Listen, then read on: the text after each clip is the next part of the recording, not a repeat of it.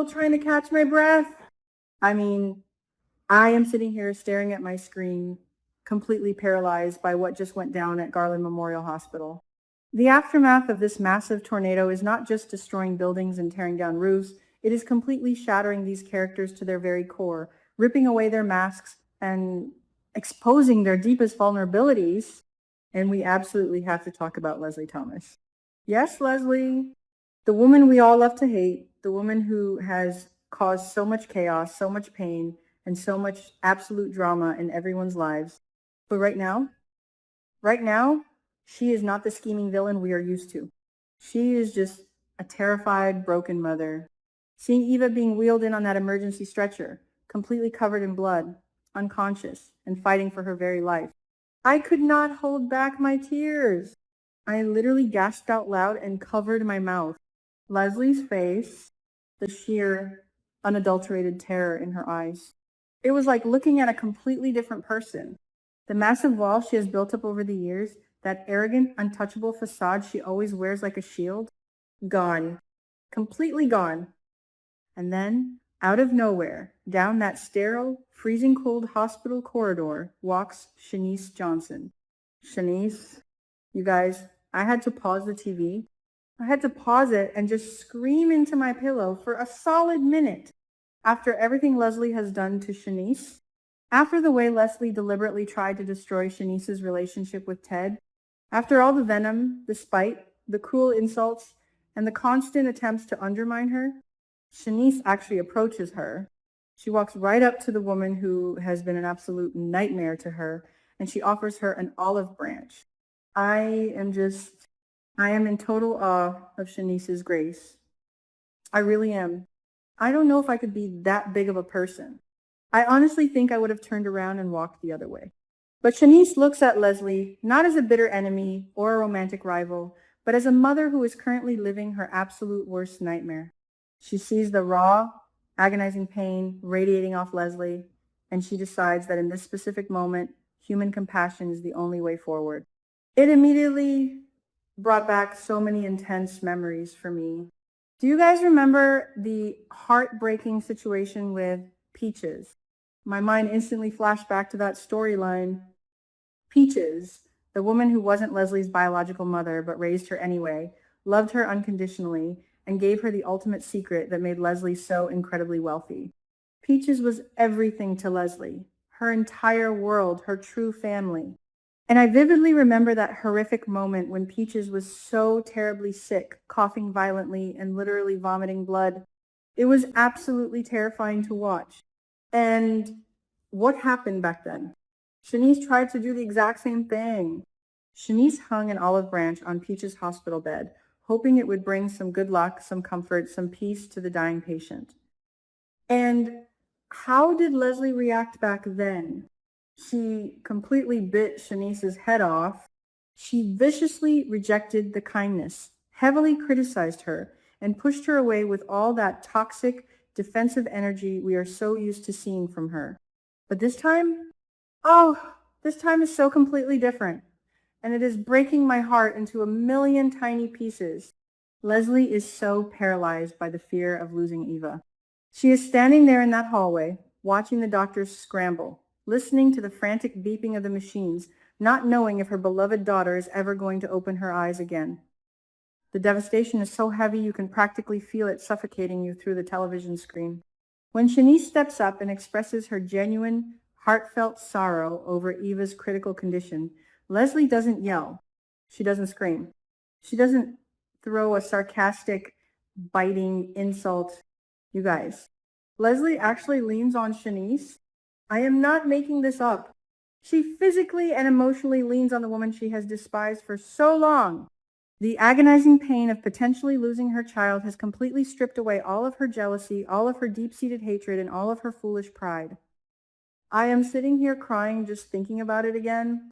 It is such a profoundly human moment, so raw and so real. To see Leslie completely surrender to her despair and allow Shanice to comfort her, it is absolute television gold. I genuinely think this specific moment of pure, unselfish grace from Shanice is going to be the major turning point for their dynamic. I really believe this is the moment Leslie finally lets go of her petty grudges against Shanice. I mean, how could you possibly continue to hate someone who literally held you together when your entire world was falling apart? You just can't. But, oh my gosh, the anxiety is eating me alive right now because we all know that this beautiful moment of comfort is not going to be nearly enough to fix the absolute tragedy that is about to hit them like a freight train. Because here comes the doctor, and the news is not good. We know from the spoilers that emergency surgery is strictly required to save a life, and someone's time is rapidly running out. And we also know Leslie's recent good news gets snatched away in the blink of an eye. I am connecting the dots here, and my theory is absolutely terrifying. Eva needs an organ transplant. I am calling it right now. Mark my words. Her injuries from that horrific stairwell fall are so incredibly severe that her internal organs are failing. The absolute sheer panic that must be ripping through that hospital waiting room right now. Can you even imagine being a parent and hearing those words? Of course, the immediate desperate reaction is going to be testing the parents. Ted and Leslie are going to rush to the lab to get tested, praying and hoping to God that they are a genetic match to donate a piece of their organ to save their little girl. But this is beyond the gates, guys. They are not going to make it that easy for us or for them. I am 100% convinced that the devastating news the Richardson-Smith family receives is that neither Ted nor Leslie is a viable match for Eva. Can you imagine the sheer horror of that moment? To be a parent, to be completely willing to give your own life, your own body for your child, and to be clinically told your body cannot save them, Leslie is going to lose her absolute mind. She is going to spiral into a level of grief we have never seen before.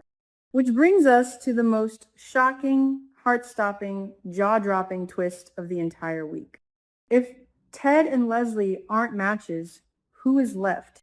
Kat, Catherine Richardson, Ted's other daughter, Eva's half-sister.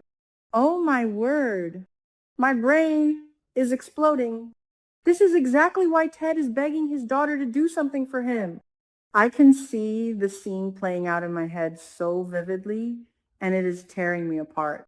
Ted, with tears streaming down his face, his voice cracking with absolute desperation, looking at Kat and pleading with her to take the test. He is literally begging her to save her sister's life, putting the weight of Eva's entire existence squarely on Kat's shoulders.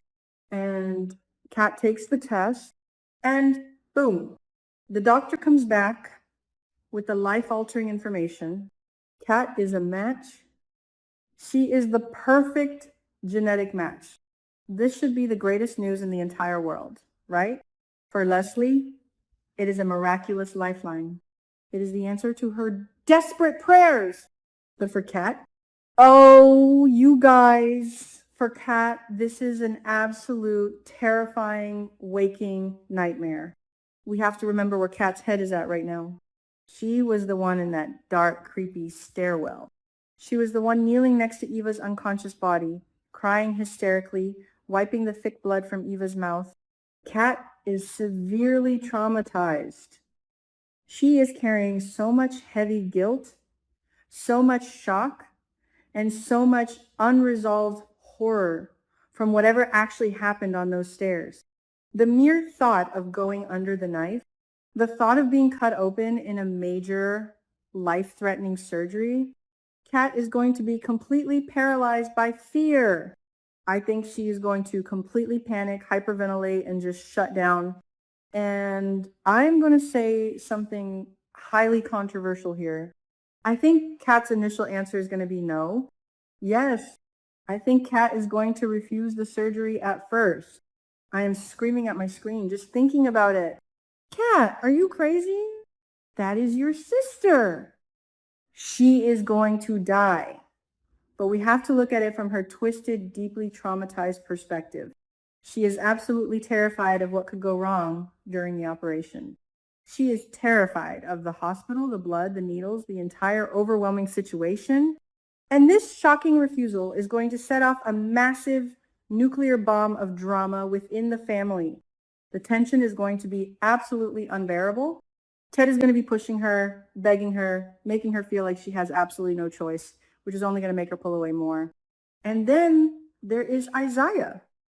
Poor, sweet, devoted Isaiah, who loves Eva so much and is forced to stand there watching the love of his life slip away into the darkness. Isaiah is going to confront Kat, and Kat is going to absolutely rage at him. The spoilers literally say Kat rages at Isaiah, and this is exactly why. She cannot handle the immense pressure.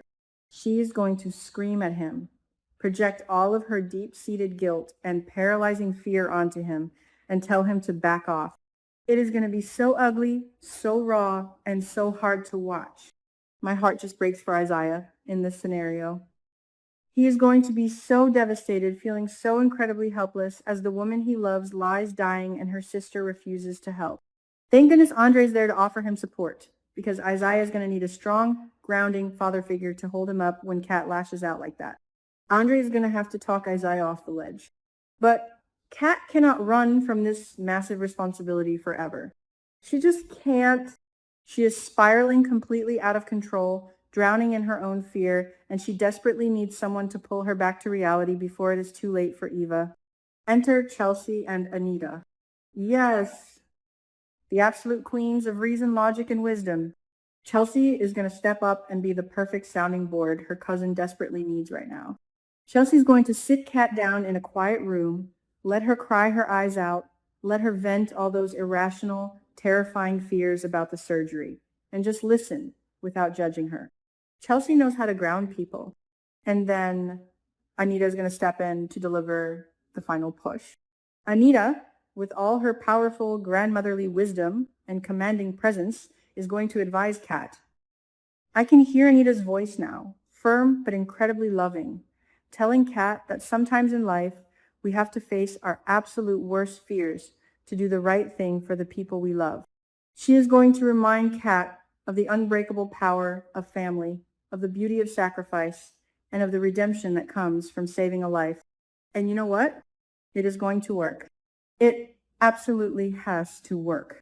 By the end of the week, after all the screaming matches, all the bitter tears, and all the heart-stopping medical panic, Kat is going to finally agree to the transplant. She is going to push past her severe trauma and save Eva's life. I'm claiming it right now into the universe. The emotional roller coaster we are about to go on is going to be legendary, iconic soap opera material. I don't know if my nerves can physically handle it, but I cannot wait to see every single dramatic second of it play out on my screen. What do you guys think? Will Kat go through with the surgery? Let me know your theories, and I will see you next time.